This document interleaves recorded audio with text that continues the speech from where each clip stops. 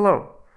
In this video I want to show you how I tried to do the design of our open source texture packer software in a performance aware manner.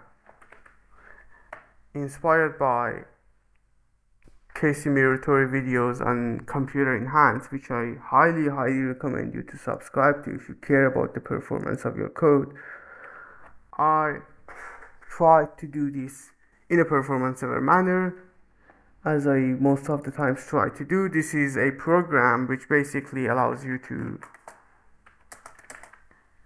pack some textures automatically. What happened was that we had some textures, we gave some artwork to an artist, we commissioned some artworks to an artist. The textures that he gave us were normal maps and ambient occlusions and also roughness textures. We wanted to import them into both Unity and Unreal because they were packs for the stores. So we needed to have the roughness textures inverted for Unity and then put them in the alpha of the metallic texture, and also needed to create an ORM texture for Unreal. Also, Unity in HDRP could create ORM. We didn't want to go back to the artist and ask him to export all of those for us for too many models, so we created a small program which can do that for us. So the program is pretty simple and basically uses a open source, not that fast image like conversion library called ImageSharp, but the speed was good enough. And to make it pretty fast, basically what I mostly did was that I used the parallel for. At first it was using a normal for loop and do them one by one, but now I said, okay, I have 20 cores on my machine and other machines in the office basically have at least 6 cores, and it took like the first test I ran 6 minutes on one of the other machines, and when I made it multi-threaded it was less than a minute, so it really worth the time. uh, Here is the actual calculation. Basically what we do is that we do all of the calculations here and then we save them all. We ask if any of these need to be done in the console before doing them, and even we optionally can delete additional files. There are two things which you should care about to have good performance here. If it was a better imaging library, we could get more performance, and even ImageSharp has a faster way of per row doing this, but it's fast enough for our use case, especially the multi-threaded version. First of all, this order of I and j in these for loops is important because otherwise you would do a cache miss every read if we had the I and j reversed. So if we did the width one first and then the height one, it would basically incur a cache miss per read because the way that these textures are in memory is that if you go basically increase width one by one, and when you are done increase height by one, then you will the next pixel is likely to be on the cache. But it's not true otherwise. They are basically written per row instead of per column on the array. And this is important in many other calculations, like if you had an influence map that could really matter if you are based on how you formatted this stuff. It could really matter how are you going through the loop. So let me run this with about 600 files. The first thing it asks me is the path that the files are located in. I put that in. Then the extension of the files, which is PNG by default, should generate Unity stuff, yes.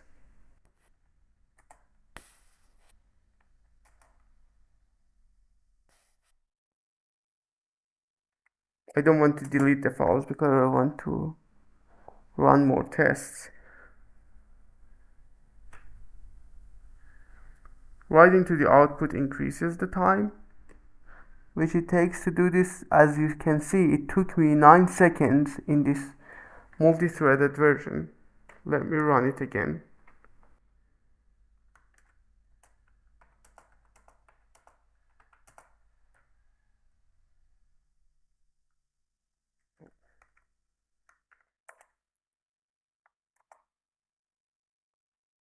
Sorry. The extension is png. Yes, yes, yes. Delete should be no. There are more files now because it generated the ORM files. I still have those. Roughly the same amount of time. Let's do another time, like manual. So I did the repetition tests before. I just do not have the code now because I didn't intend to show this in a video first.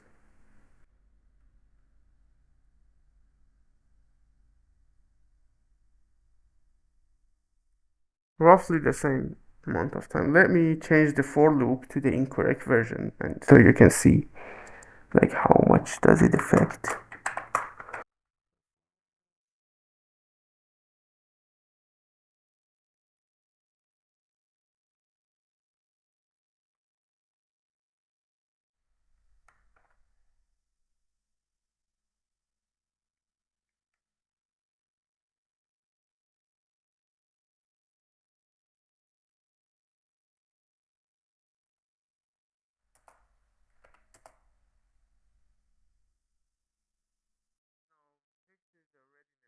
Not that coherent because we are increasing height, like going through the stuff uh, column by column instead of row by row. And as you can see, I have like 2 more seconds just because of that. But the main thing is that when I show you the single threaded version,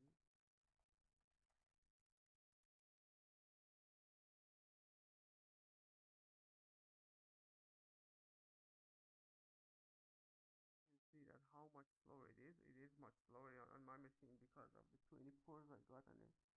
Relatively fast hard drive. So as you can see, it's like in the ballpark of 11 to 12 seconds.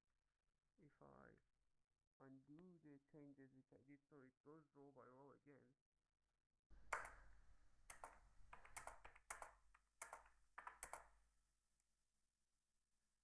you can see that we will be in the 9 seconds, and it's 600 files. What if I had 3000?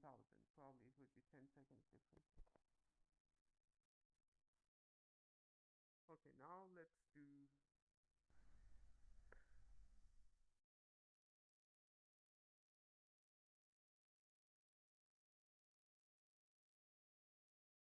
for each thing to a normal for each instead of a parallel one.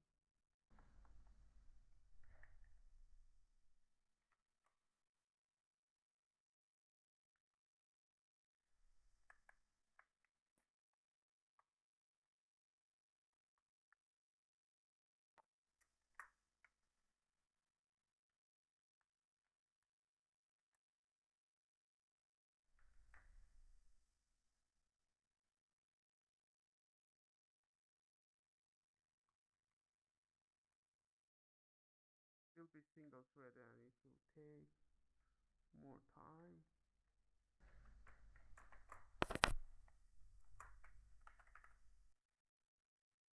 I need a variable defined here. Okay, we are good.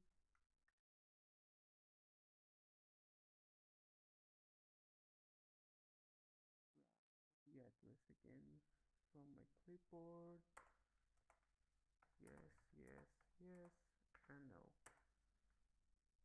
It should take much longer because now it's going through the files one by one, and just by printing speed in the console you can see that each image is taking about a second. But because I had like 20 cores previously, at least I guess .NET created either 20 or 40 parallel executions, and then in 9 seconds it could like 9 by 40 would be around 400, so even more. Like I'm not sure it's exactly 1 second per image, but it's roughly like that. But it's probably 40 cores based on the speed of this for the executions. I mean, for the threads, worker threads working in those. So just changing a for loop to a parallel for, and in C that you don't have these parallel for. First of all, there are libraries that you can use, like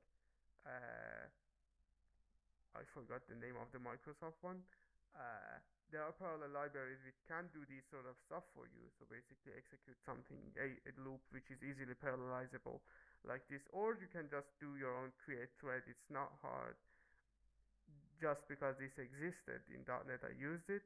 Like there are parallel extensions, but wasn't mandatory. And actually, this can be still sped up if I needed to, but I didn't have the time. As said, the way that I'm processing the images in image sharp is not the fastest way to do it. They have a by-row processing which allocate less memory and is probably faster.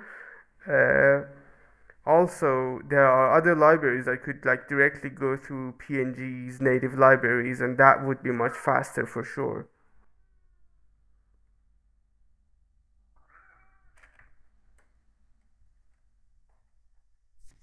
And it's going through them one by one.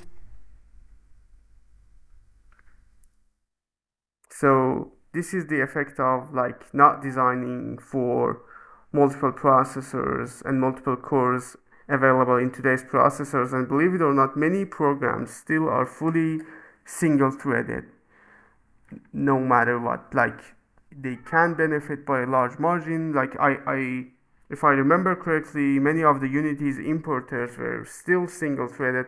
Like it's not like I'm not getting the reason totally. I'm partially getting it, partially not, because like it's not as easy to parallelize something which is written incorrectly before, but still like I guess it was in 2021 that they tried to make the multi-thread, and imports got much faster, like 20-30% faster when they made the texture imports multi-threaded. And I'm like, I understand that they have to communicate with the asset database when importing and that sort of thing, but still, like, if something is that time consuming, probably it should become multi-threaded, and it's easily parallelizable. Like, you process different files in different threads, so it's not like a problem which is hard to parallelize, and most problems are actually to a good degree parallelizable, if not everything. Especially stuff which take time. Usually you can divide them one way or another. It's not like everything depends on the previous stuff and you cannot parallelize them. So usually you can parallelize your problems if you care to, and if you can. And yes, raw multi-threaded programming can be hard, and that's why many people don't do that. But there are different facilities, and also you can learn the harder stuff, and it's not like you have to implement everything with multiple types of locks and semaphores and whatnot, which when in the way that they describe in operating system classes in universities. Usually, if you design your code around parallelism, you wouldn't need that many locks for many things. And there are like parallel data structures available in most programming languages these days that you can leverage for some of these problems, and that's a good start, if not a good end and destination. Also, basically, the main thing is that you should care enough, because all the time that I'm waiting for these to happen, like it took me uh, 26,000, 260,000 milliseconds instead of 9,000. So it's like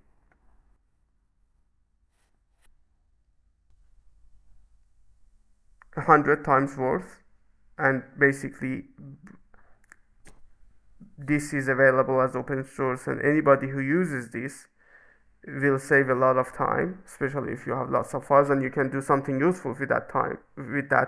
But it didn't take me too much time to parallelize this. I could just say, okay, this is like will be used once, and it will just do an import packing of textures. It's not like they are running it again and again, again and again. But let's say you are running this on the CI/CD pipeline.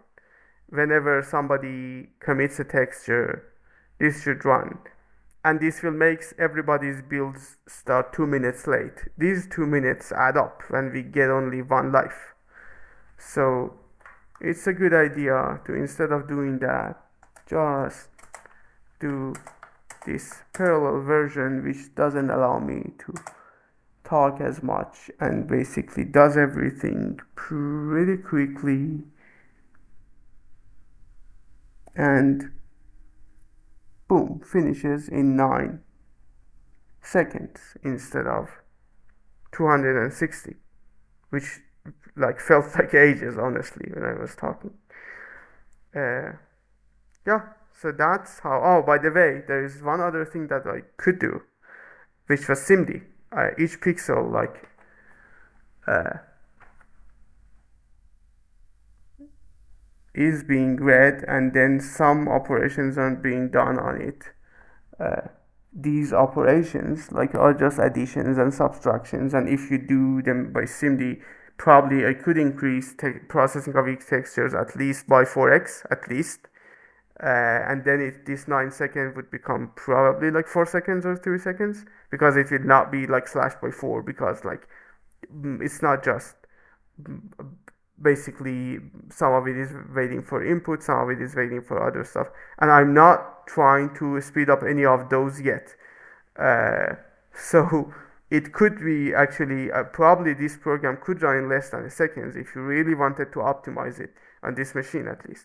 But this is like much better than 260 seconds, and if like the need comes up, you can I can go through, and if it was a like programming language more friendly to SIMD, and I wanted to put more time on this, basically reading this ARGB32, I'm not sure if it uses SIMD, but if I wanted to, I could simply put this in a vector 4, like .NET these days has data types for SIMD. It was, I guess, called system.numeric. Yes, yeah, these are like SIMD types. When you do addition and multiplication and subtraction on them, they will basically do the operations in SIMD when the JIT compiler compiles this. So it's not like I couldn't make this faster. But I hope that basically gives you a bit of motivation to care more and make your programs faster and better as a result, to have more time to use for good stuff, or even just entertainment or whatever in your life, instead of waiting for a computer screen to do its job. Have fun.